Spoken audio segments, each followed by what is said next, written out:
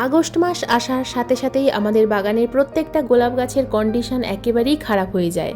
কিন্তু আজকের ভিডিওতে আমি এমন কয়েকটা সিক্রেট কেয়ার টিপস নিয়ে আলোচনা করব এবং সম্পূর্ণ ঘরোয়া খাবার গাছে প্রয়োগ করা দেখাবো। এই প্রত্যেকটা কাজ যদি তোমরা আগস্ট মাস শেষ হওয়ার আগে করতে পারো তাহলে প্রত্যেকটা গোলাপ গাছ কিন্তু আবার নতুন করে নতুন পাতায় সেজে উঠবে।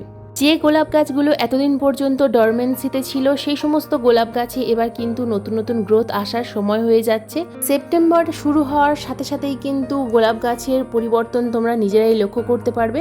তাই এখন থেকে যদি গোলাপ গাছের সঠিক পরিচর্যা করতে না পারো তাহলে তোমরা কিন্তু শীতকালে গোলাপ গাছ থেকে প্রচুর পরিমাণে ফুল পাবে না। আগস্ট মাসে গোলাপ গাছের A to Z কেয়ার জানতে হলে আজকের ভিডিওটা সম্পূর্ণ মনোযোগ দিয়ে দেখতে হবে, একটু স্কিপ করলে হবে না, কিন্তু স্কিপ করলেই অনেক কিছুই অজানা থেকে যাবে। নমস্কার, আমি লাবণী, আমার বাগানে তোমাদের সবাইকে জানাই স্বাগত। বন্ধুরা, বর্ষা কিন্তু এখনো পর্যন্ত শেষ হয়ে যায়নি, আগস্ট মাসেও কিন্তু বৃষ্টি হবে। আর এই সময় আমরা গোলাপ গাছে কোন কোন কাজ করতে পারবো আর কোন কোন কাজ করতে পারবো না সবগুলোই কিন্তু ডিটেলসে আলোচনা করব। প্রথম যে কাজটা আমাদের করতে হবে, গোলাপ গাছকে সুস্থ রাখতে গেলে গোলাপ গাছের টবের মাটি পরিষ্কার রাখতে হবে। যদি টবের মাটিতে কোনো রকমভাবে ফাঙ্গাস অ্যাটাক হয়ে যায় তাহলে কিন্তু গাছের ডালে ডাইব্যাক আসবে এবং সম্পূর্ণ গাছের পাতা ঝরে গিয়ে সম্পূর্ণ গাছ মারা যাবে। তাই এই সময় টবের মাটিতে যদি প্রচুর পরিমাণে আগাছা হয়ে থাকে বা টবের মাটিতে যদি প্রচুর পরিমাণে পচা পাতা পড়ে থাকে তাহলে এগুলোকে ভালোভাবে পরিষ্কার করতে হবে। কারণ টবের মাটিতে যদি প্রচুর পরিমাণে পচা পাতা পড়ে থাকে এগুলো থেকে কিন্তু ফাঙ্গাস সৃষ্টি হবে, যার ফলে গাছের শিকড়ে ফাঙ্গাস অ্যাটাক হবে এবং সম্পূর্ণ গাছ কিন্তু এই বর্ষায় হঠাৎ করে মারা যাবে।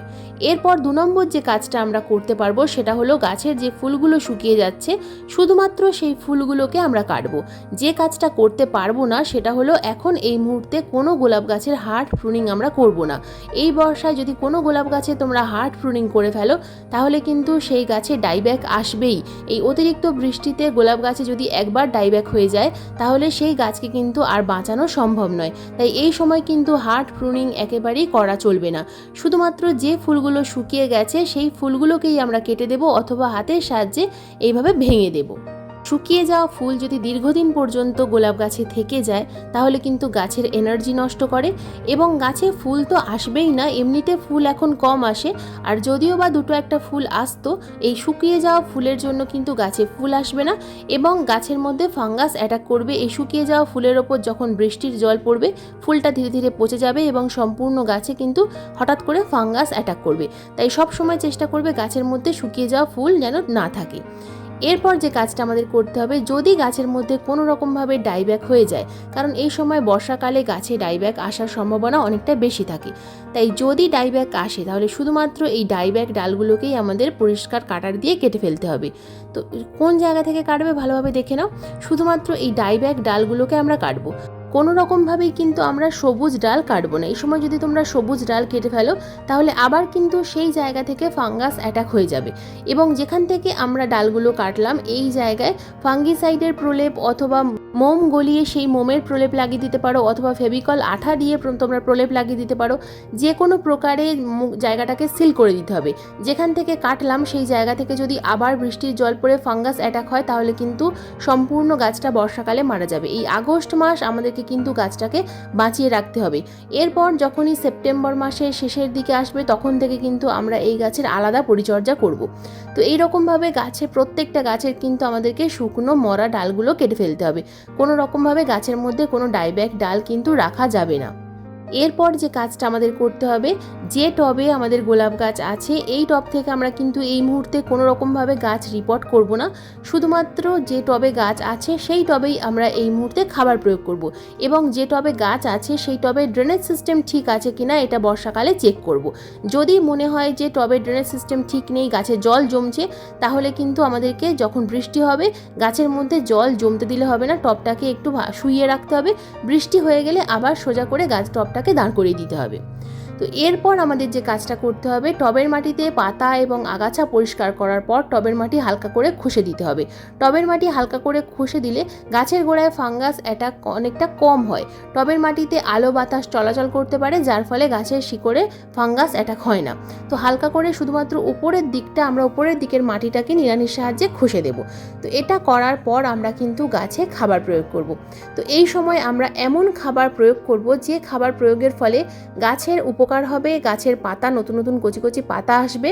টবের মাটিতে যদি কোনো ফাঙ্গাস অ্যাটাক হয়ে যায় তাহলে সেই ফাঙ্গাস থেকে গাছকে সুস্থ রাখবে, এবং টবের মাটিতে এই সময় প্রচুর পরিমাণে পিঁপড়ে হয়, তো সেগুলো থেকেও কিন্তু গাছকে সুস্থ রাখবে। তো প্রথম যে খাবারটা আমরা গাছের মাটিতে প্রয়োগ করব এটা হলো নিমখোল। বন্ধুরা, নিমখোল এমন একটা খাবার যে খাবারের মধ্যে পটাশিয়ামও আছে, ফসফরাসও আছে, আবার নাইট্রোজেনও আছে। তার সাথে সাথে টবের মাটিকে রাখে উর্বর, এবং টবের মাটিতে কোনো রকমভাবে পিঁপড়ের আক্রমণ হতে দেয় না।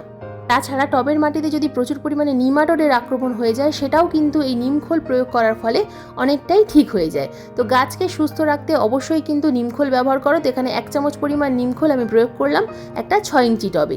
এরপর এখানে আমরা দিয়ে দেব সম্পূর্ণ ঘরোয়া ফাঙ্গিসাইড, এটা হলো হলুদ গুঁড়ো। বন্ধুরা, হলুদ গুঁড়ো আমাদের সবার রান্নাঘরে থাকে, তো এই হলুদ গুঁড়ো আমরা যদি 1/2 চামচ পরিমাণ টবের মাটিতে ভালোভাবে মিশিয়ে দিতে পারি, তাহলে যদি টবের মিডিয়াতে পোকামাকড়, পিঁপড়ে, ফাঙ্গাস অথবা কেঁচোর আক্রমণ হয় তাহলেও কিন্তু অনেকটাই কমে যাবে। তো হলুদ গুঁড়ো অবশ্যই কিন্তু প্রতি মাসে 2 বার করে প্রয়োগ করতে হবে। আজকের ভিডিওতে যে সমস্ত খাবার প্রয়োগ করা দেখাচ্ছি এগুলো কিন্তু প্রতি মাসে 2 বার করে প্রয়োগ করতে হবে। তো এই দুটো খাবার প্রয়োগ করার পরেও একটা লিকুইড খাবার আমাদেরকে দিতে হবে। তো লিকুইড খাবার তৈরি করার জন্য নিয়েছি এখানে 1 লিটার জল, এবং লাগবে আমাদের ফিটকিরি। এই ফিটকিরি বা অ্যালম আমাদের সবার বাড়িতেই প্রায় থাকে। তো যদি না থাকে তোমরা কিন্তু এই অ্যালম বা ফিটকিরি গ্রসারি শপে অথবা দশকর্মা ভাণ্ডারে পেয়ে যাবে। তো এই ফিটকিরি আমরা সামান্য পরিমাণ একটা টুকরো ডালা নিয়ে নিলাম, এবং 1 লিটার জলে এটাকে বেশ কিছুক্ষণ পরিমাণ ভিজিয়ে রেখে দেবো। অন্তত 5 থেকে 10 মিনিটের জন্য ভিজিয়ে রাখবো। 5 থেকে 10 মিনিট ভেজানোর পর জলের কালার যখন হালকা ঘোলাটে বর্ণের হয়ে যাবে তখন আমরা এই ফিটকিরিটাকে জল থেকে তুলে নেব। এবং এই যে জলটা তৈরি করলাম ফিটকিরি মিশ্রিত জল, এই ফিটকিরি মিশ্রিত জল আমরা টবের মিডিয়াতে প্রয়োগ করব। যেদিন আমরা নিমখোল এবং হলুদ গুঁড়ো প্রয়োগ করব সেই একই দিনে আমরা কিন্তু এই ফিটকিরি মিশ্রিত জল প্রয়োগ করব। টবের মিডিয়াতে যে প্রচুর পরিমাণে ফাঙ্গাসের অ্যাটাক হয় বা যদি প্রচুর পরিমাণে পোকামাকড়ের আক্রমণ হয়, হলুদ গুঁড়ো নিমখোল দিয়ে যদি নাও যায়, এই ফিটকিরি মিশ্রিত জল প্রয়োগ করলে কিন্তু 100% যে কোনো পোকামাকড় গাছ থেকে পালিয়ে যাবে, টবের মিডিয়া থেকে পালিয়ে যাবে, এবং গাছের কিন্তু খুব ভালো গ্রোথ হবে। তো এবার আসি আমাদের গাছের পোকামাকড়ের কথায়। গাছে প্রচুর পরিমাণে এই সময় কিন্তু পোকামাকড়ের আক্রমণ হয়, এবং আমার গাছ দেখতে পাচ্ছ পাতা কিন্তু একদম চকচক করছে, কোনো গাছের পাতা একেবারেই কোঁকড়ানো নয়। তো আমি কি ব্যবহার করি, যে ঘরোয়া কীটনাশক আমি ব্যবহার করি এটা কিন্তু আমাদেরকে প্রতি সপ্তাহে অন্তত 1 বার অথবা 2 বার ব্যবহার করতেই হবে।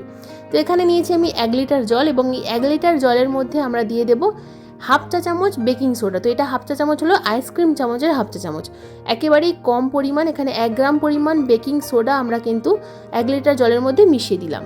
জলের সঙ্গে খুব ভালোভাবে মিশিয়ে আমরা স্প্রেয়ার বটলে ভরে গাছের পাতায় স্প্রে করব। তো এই বেকিং সোডার সঙ্গে তোমরা কিন্তু নিম তেল মিশিয়ে নিতে পারো, যেগুলো ওয়াটার সলিউবল নিম তেল, অথবা নর্মাল যে নিম তেল তোমাদের কাছে আছে সেই নিম তেল 5 ml 1 লিটার জলে মিশিয়ে নেবে, এবং তার সাথে তোমরা কিন্তু 1/2 চামচ হলুদ গুঁড়োও মিশিয়ে নিতে পারো। তো আমি আজকে শুধুমাত্র বেকিং সোডা জলে মিশিয়ে গাছে স্প্রে করছি। তো আজ সোমবার, আজকের আমি বেকিং সোডা স্প্রে করছি, আমি কিন্তু আবার বুধবার অথবা বৃহস্পতিবার নিম তেল গাছে স্প্রে করব। তো এইভাবে যদি অল্টারনেটিভভাবে আমরা নিম তেল বা বেকিং সোডা গাছে স্প্রে করতে পারি, গাছের পাতার উপরে পাতার নিচে যদি স্প্রে করতে পারি, তাহলে কোনো রকমভাবে কিন্তু মাকড়ের আক্রমণ আর হবে না। গাছের ডালে নতুন নতুন শুট কিন্তু আমার ইতিমধ্যেই আসছে। তো এই আগস্ট মাসেও গাছে যদি তোমরা নতুন গ্রোথ আনতে চাও, সেক্ষেত্রে এই যে আমি পরিচর্যাগুলো দেখাই ভিডিওতে, এই পরিচর্যাগুলো কিন্তু স্টেপ বাই স্টেপ তোমাদের করতে হবে, তবেই কিন্তু তোমরা ভালো রেজাল্ট পাবে। যে খাবার প্রয়োগ করা দেখালাম এই খাবার কিন্তু 15 দিন অন্তর অন্তর প্রয়োগ করতে হবে। যদি ফিটকিরি না থাকে সেক্ষেত্রে তোমরা কিন্তু অ্যালোভেরা পেস্ট করে সেই অ্যালোভেরা জলে মিশিয়ে গাছের টবের মিডিয়াতে প্রয়োগ করতে পারো, তাহলেও কিন্তু তোমরা ভালো রেজাল্ট পাবে। বন্ধুরা, যদি শীতকালে গোলাপ গাছ থেকে প্রচুর পরিমাণে ফুল পেতে চাও, তাহলে আজকের ভিডিওতে আমি যে যে পরিচর্যাগুলো দেখালাম এই পরিচর্যাগুলো করো, 100% ভালো রেজাল্ট পাবে। তো বন্ধুরা, আজকের ভিডিও এই পর্যন্তই। আজকের ভিডিও তোমাদের কেমন লাগলো অবশ্যই কমেন্ট করে জানাবে। যদি ভিডিও সংক্রান্ত কোনো রকম কোনো প্রশ্ন থাকে অবশ্যই কমেন্ট বক্সে কমেন্ট করবে, আমি যথাযথ উত্তর দেওয়ার চেষ্টা করব। আজকের ভিডিওটা যদি তোমাদের ভালো লেগে থাকে তো প্লিজ একটা লাইক করো। তোমাদের একটা লাইক কিন্তু আমার পরবর্তী ভিডিও বানানোর অনুপ্রেরণা যোগায়। আর যদি ভিডিওটা ভালো লেগে থাকে তো সকল বাগানপ্রেমী বন্ধুদের কাছে ভিডিওটা শেয়ার করারও অনুরোধ রইল। আর চ্যানেলে যদি নতুন বন্ধু হয়ে থাকো তাহলে চ্যানেলটাকে সাবস্ক্রাইব করে পাশে বেল আইকনটা প্রেস করে দিও এরকম নিত্য নতুন বাগান সংক্রান্ত ভিডিও দেখার জন্য। কারণ এই ধরনের নিত্য নতুন বাগান সংক্রান্ত ভিডিও আমি প্রতিদিন ঠিক সন্ধ্যা 6টার সময় আপলোড করি। ভিডিও আপলোড করার সঙ্গে সঙ্গে যখনই ভিডিও লাইভ হবে তোমাদের মোবাইল স্ক্রিনে অথবা কম্পিউটার স্ক্রিনে ভিডিও নোটিফিকেশান পৌঁছে যাবে। তো আজকের এই ভিডিওটা সম্পূর্ণ মনোযোগ দিয়ে দেখার জন্য তোমাদের সবাইকে জানাই অসংখ্য অসংখ্য ধন্যবাদ।